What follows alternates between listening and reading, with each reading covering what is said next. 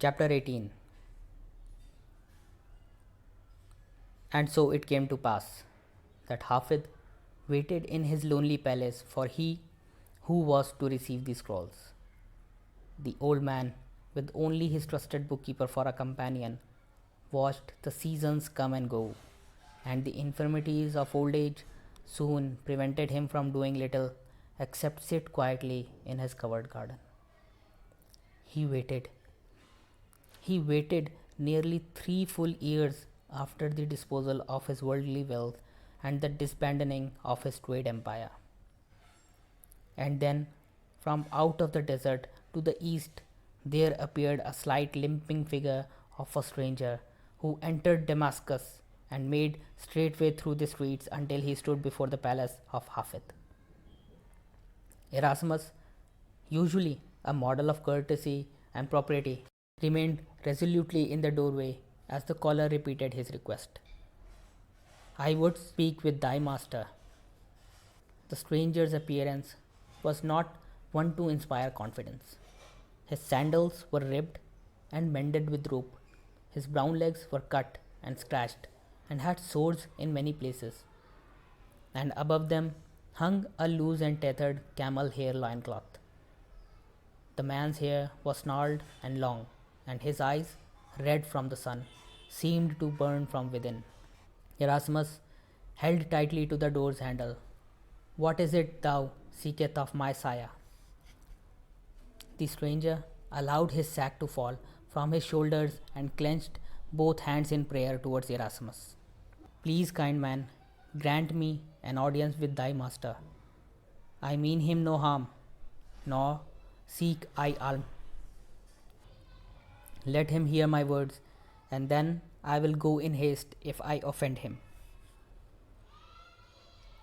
Erasmus, still unsure, slowly opened the door and nodded towards the interior. Then he turned without looking back and walked swiftly towards the garden with his visitor limping behind. In the garden, Hafid dozed and Erasmus hesitated before his master. He coughed and Hafid steered. He coughed again and the old man opened his eyes. Forgive this disturbance, master, but there is a caller. Hafid, now awake, sat up and shifted his gaze to the stranger, who bowed and spoke. Art thou he who has been called the greatest salesman in the world? Hafid frowned but nodded. I have been called that in years now gone. No longer is that crown on my old head. What seeketh thee of me? The small visitor stood self-consciously before Hafid and rubbed his hands over his matted chest. He blinked his eyes in the soft light and replied, I am called Paul, and I return now from Jerusalem to my birthplace in Tarsus. However, I beg you, let not my appearance deceive you. I am not a bandit from the wilderness, nor am I a beggar of the streets. I am a citizen of Tarsus and also a citizen of Rome. My people are Parsis of the Jewish tribe of Benjamin, and although I am a tent maker by trade, I have studied under the great Gamaliel. Some call me Paul. He swayed as he spoke, and Hafid, not fully awake until this moment, apologetically motioned for his visitor to sit. Paul nodded but remained standing. I come to thee for guidance, arid help, which only you can give. Will you permit me, sire, to tell my story? Erasmus, standing behind the stranger, shook his head violently, but Hafid pretended not to notice. He studied his intruder of his sleep carefully and then nodded. I am too old to continue to look up at thee. Sit at my feet and I will hear you through. Paul pushed his sack aside and knelt near the old man who waited in silence. 4 years ago, because The accumulated knowledge of too many years of study had blinded my heart to truth. I was the official witness to the stoning in Jerusalem of a holy man called Stephen. He had been condemned to death by the Jewish Sanhedrin for blasphemy against our God. Hafid interrupted with the puzzlement in his voice. I do not understand. How am I connected with this activity? Paul raised his hand as if to calm the old man. I will explain quickly. Stephen was a follower of a man called Jesus, who less than a year before the stoning of Stephen was crucified by the Romans for sedition against the state. Stephen's guilt was his insistence that Jesus was the Messiah whose coming had been foretold by the Jewish prophets, and that the temple had conspired with Rome to murder the Son of God. This rebuke to those in authority could only be punishable with death, and as I have already told thee, I participated. Furthermore, with my fanaticism and youthful zeal, I was supplied with letters from the high priest of the temple and entrusted with the mission of journeying here to Damascus to search out every follower of Jesus and return them in chains to Jerusalem for punishment. This was, as I have said, 4 years ago.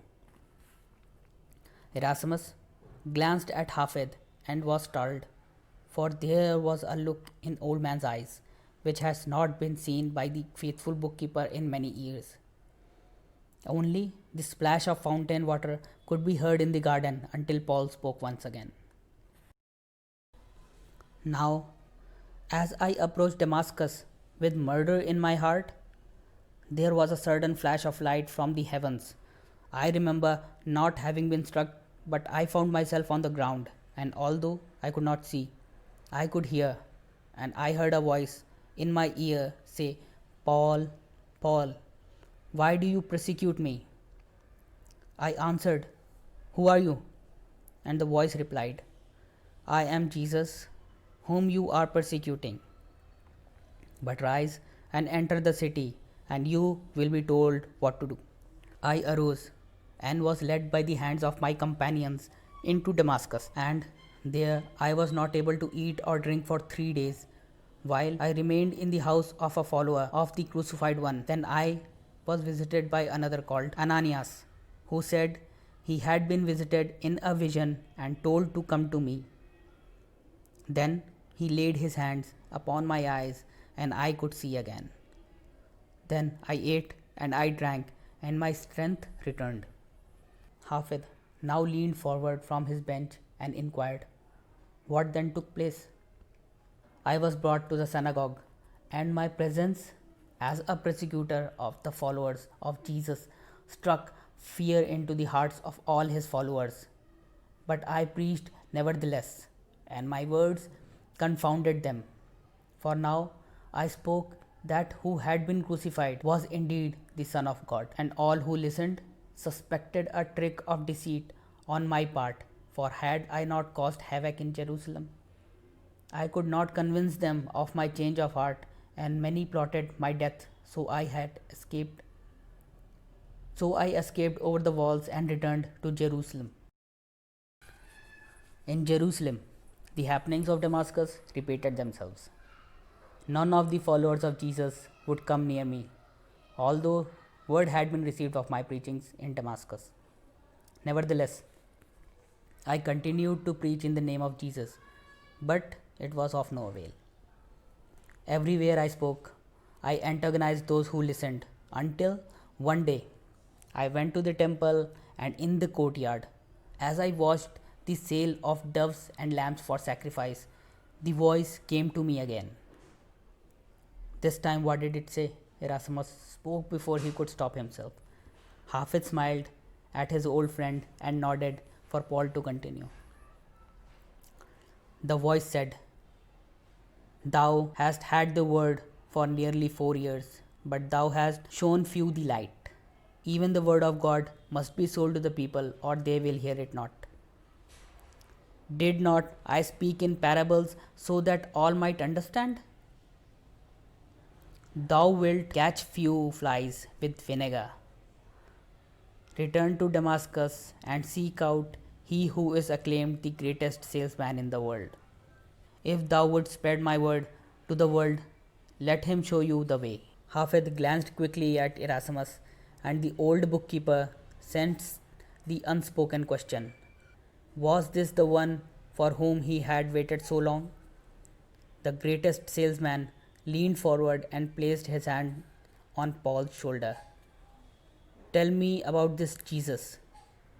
Paul, his voice now alive with new strength and volume, told of Jesus and his life. While the two listened, he spoke of long Jewish wait for a Messiah who would come and unite them within a new and independent kingdom of happiness and peace. He told of John the Baptist and the arrival on the stage of history of one called Jesus. He told of the miracles performed by this man, his lectures to the crowd, his rising of the dead, and his treatment of the money changers, and he told of the crucifixion, burial, and resurrection. Finally, as if to give further impact to his story, Paul reached into the sack at his side and removed a red garment which he placed in the lap of Hafid.